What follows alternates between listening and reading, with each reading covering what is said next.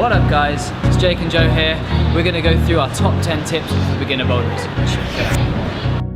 Tip number 1, use your toes. One of the most common mistakes we see at the climbing wall is people not using their toes, but instead they use their midsole. This will restrict your movement.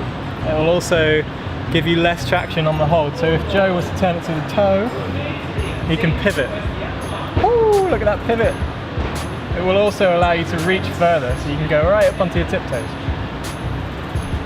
Climbing shoes are designed specifically so that you can stand on small holds like this. If you tried to stand on that hold on the midsole, you'd slip straight off. Wouldn't be possible. Tip number 2, use your legs. They are some of the biggest muscles in our body. It's not all about pulling and climbing. Sometimes you've got to push with those legs, okay? So climbing, we want to try and be as efficient as we can. Particularly on a slab wall, we're going to try and use our legs because they can really push us up this wall. So when I'm climbing here, I'm going to bring my weight over and really push up with my leg. I'm not just pulling up with my arm like this, okay? We're not dragging ourselves up the wall. It's also really important on the overhang that we use our legs to push us towards these holds. We're going to use a combination of push from the legs and a bit of momentum to swing ourselves towards the next hold. Number 3, climb with straight arms. And this ties in quite nicely with tip number 2. Climbing with bent arms will cause you to fatigue quicker. If you climb with straight arms, it allows you to relax and you can sort of hang on your skeleton. A good example of this is if you go to the supermarket and you're carrying your shopping bags home, how do you carry the shopping bags? Straight arms or bent arms? That's right, straight arms, because if you carry with bent arms, you're going to be so tired by the time you get home. Tip numero 4, read your route. There's no point finding the start holds, jumping on and just trying to work out along the way. You're going to waste energy, you're probably going to get your hands wrong, which means you're probably not going to get the top. Take some time before you start climbing, have a look where your route goes, try and work out what hand is going to go to what hold before you jump on the wall. It's going to make it a lot easier and you're going to get more sense.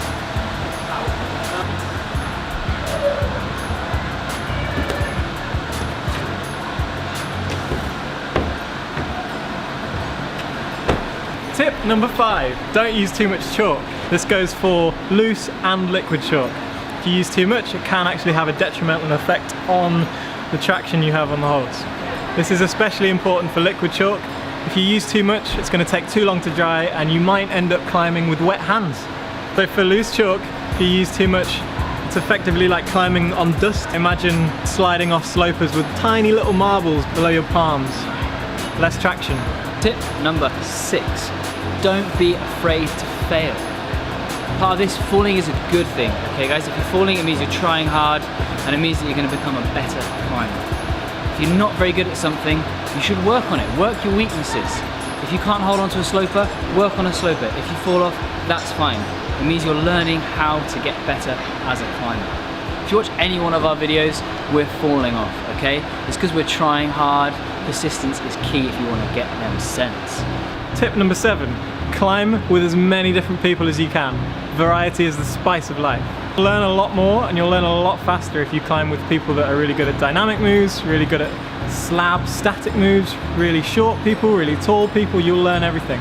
And what's really, really important is try and climb with people that are slightly better than you sometimes, because you'll learn so much.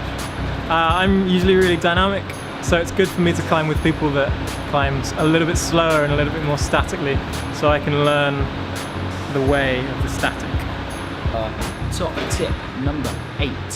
One of the most common questions we get asked is, what shall I train for climbing? Our best answer, don't. If you're just starting out, just climb. That's the best way for you to get strong. If you start training too soon, you're going to end up hurting yourself, you're going to tweak a finger, you're going to pull a muscle somewhere. For now, the best thing you can do is just get on that wall and keep climbing. The best training for climbing is climbing. Tip number 9, invest in a well-fitting pair of shoes. It's very important. If your shoes are too big, you cannot possibly progress. You won't be able to stand on anything, you won't be able to use your toe or your heel properly. If you fit them too small, you'll be in too much pain to progress. You won't even want to climb. So get them just right, make sure you get a professional to fit them for you. Finally, the most important tip of all, have fun. The best climber is the one with the biggest smile on their face.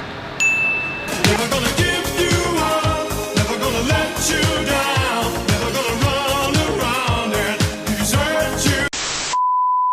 Go, we're on. Tip number 9. No. Go. Tip number 9.